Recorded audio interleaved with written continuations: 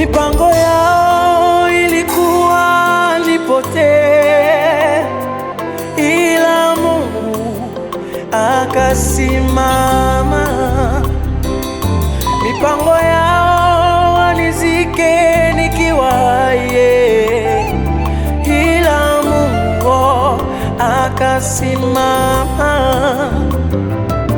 Akabadili hatima ya mawazo yao, kanifanya mshindi mbele yao. Amenibeba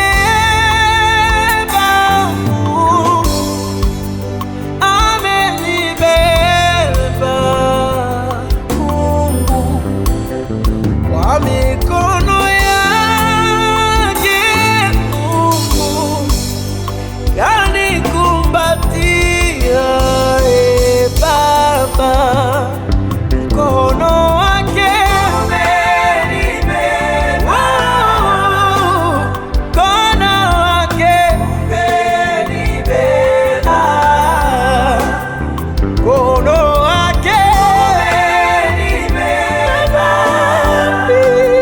mkono umenibeba.